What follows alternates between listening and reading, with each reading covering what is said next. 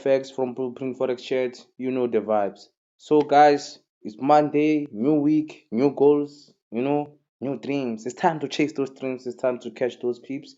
So guys, right now just caught a nice trade right here using the same thing that I said in the how to read order flow video.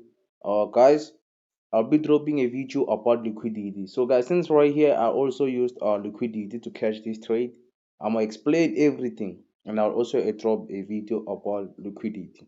So guys, let's get straight to the chat. So guys, what is liquidity? Liquidity is where stop losses reside. Is where you find the stop losses of the retail.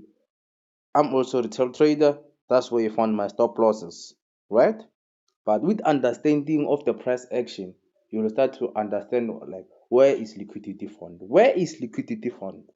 The question you've been waiting for, right? Liquidity is found below double tops, I mean above double tops, below double bottoms, previous day high, previous day low, right? Previous week high, previous week low, previous month high, previous month low, yearly high, yearly low, right? Yes. Above every high, any high that you see in the market, any low that you see in the market has liquidity above it or below it, right? So right here, as you can see, since it's Monday, we all know that Monday opens with the gap right here. You can check the second period separator when you count from the right hand side. You can see there's a gap here. That's why I'm gonna pull in my rectangle, right? So price opened and went above, but we know that the order flow has been bearish, right? We just formed the low, right? Just from the low. So where is liquidity? No. You just need to understand liquidity, then you're good. Where is liquidity? Previous week high.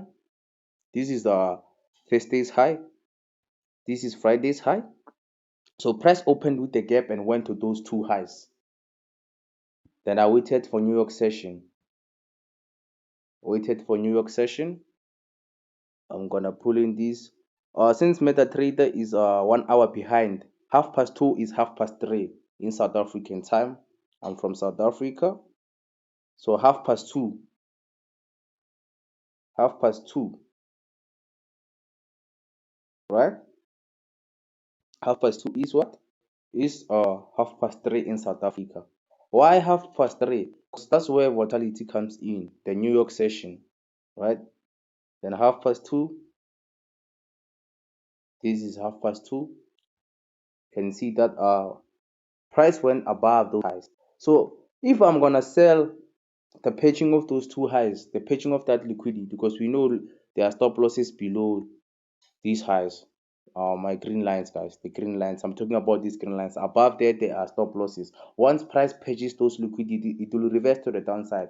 Where will I offload my trades? On this gap. Once price starts entering in this gap, I'll offload this trade, right? So what happened, guys? Price went above those highs. Then I went to my 1 minute. So on my 1 minute time frame, I've seen that price after it purchased that liquidity. Remember, after price purchase liquidity, it needs to reverse heavily. It needs to reverse with volume. You see a volume with a gap. Here is an example of a gap. A gap is an indication that the market is one-sided, guys. So an example of a gap, right? It has not been filled right now, right? Yes. So price after it reversed heavily with a gap. You can see some call this candle a bearish engulfing. You can see this candle, this long candle engulfed all the left hand side candles, right? With a gap. Then there was a gap there. Then what did the price do? The price went inside that gap, did the same thing again. It reversed heavily. It left another gap here. Also a market shift, which is an indication that the bearish has switched from bullish to, yes, it switched from bullish to bearish, right?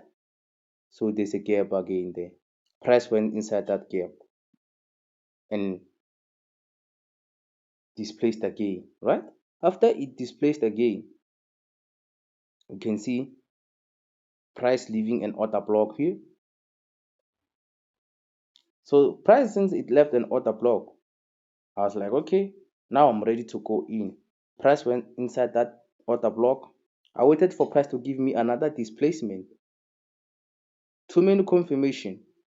Even though like too many confirmation can result in a stop loss hit, but anyway, you need to do it. So there was another gap here. Price went inside that gap and tapped the gap. I went in. My stop loss was above this candle because I trusted price that it will not go up, it will go down. Trust your edge, guys. So once price went inside that gap, I went in for a sell and the price delivered nicely. Mwah! Then it went to the downside. I wanted to offload here and I was like, okay, since I'm trusting price that it will go to the gap, I'll just put my stop loss to break even. So price tapped inside this order block, not meaning this order block it will reverse the price. You use these things as a arrangement of your like where you put your stop loss, right? So that's where I put my stop loss right now. So I'm expecting the price to go hit that gap, and that's where I'll close the trade. So guys, right now as you can see, or if it doesn't hit that and come back to this order block here, I can sell in.